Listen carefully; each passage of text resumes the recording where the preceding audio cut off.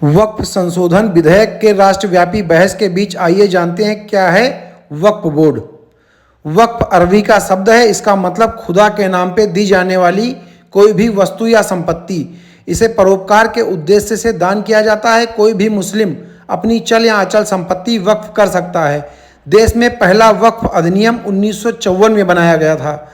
इसी के तहत वक्फ बोर्ड का गठन हुआ था। 1955 में पहला संशोधन किया गया। कांग्रेस समर्थित यूपीए सरकार ने 1995 में नया वक्फ कानून बनाया। इसके तहत राज्यों को वक्फ बोर्ड गठन की शक्ति दी गई। साल 2013 में फिर संशोधन किया गया और सेक्शन 40 जोड़ा गया। सेक्शन 40 जोड़ने के बाद शुरू हुआ वक्फ कानूनों का दुरुपयोग। कांग्रेस समर्थित सरकार ने वक्फ बोर्ड 1995 में सबसे बड़ा बदलाव किया। धारा 3 में कहा गया कि अगर वक्फ सोचता है कि जमीन किसी मुसलमान की है तो वह संपत्ति वक्फ की संपत्ति है। इस बारे में वक्फ बोर्ड को कोई सबूत देने की जरूरत नहीं होगी कि उसे ऐसा क्यों लगता है कि जमीन पर उसका मालिकाना हक है। साल 2013 में एक बार फिर वक्फ एक्ट में संशोधन किया गया। कांग्रेस की अगुवाई वाली यूपीए सरकार ने वक्फ एक्ट 1995 में संशोधन कर वक्फ बोर्ड को और भी अधिक अधिकार दे दिए।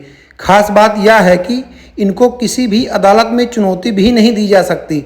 इस संशोधन के बाद बोर्ड के पास वर्तमान में किसी भी संपत्ति को वक्फ संपत्ति घोषित कर देने का हक है।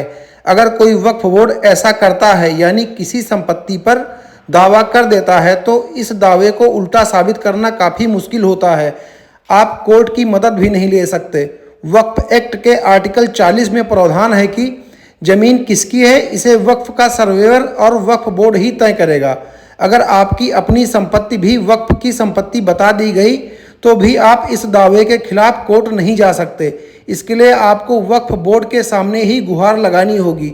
इस मामले में वक्फ बोर्ड का फैसला अगर आपके खिलाफ आया तब भी आप वक्फ बोर्ड के फैसले के खिलाफ आप वक्फ ट्रिब्यूनल में जा सकते हैं। इसी एक्ट के सेक्शन 85 में प्रावधान है कि ट्रिब्यूनल के फैसले को हाई कोर्ट से लेकर सुप्रीम कोर्ट तक में भी चुनौती नहीं दी जा सकती। यही नहीं, राज्य और केंद्र सरकार भी इसमें हस्तक्षेप नहीं कर सकती। हालांकि वक्फ संशोधन बिल पास होने के बाद अब ऐसा नहीं होगा। वक्फ विधेयक 2025 में इस धारा 40 को ही समाप्त कर दिया गया है। मोदी सरकार ने इस धारा को सबसे ज़्यादा आपत्ति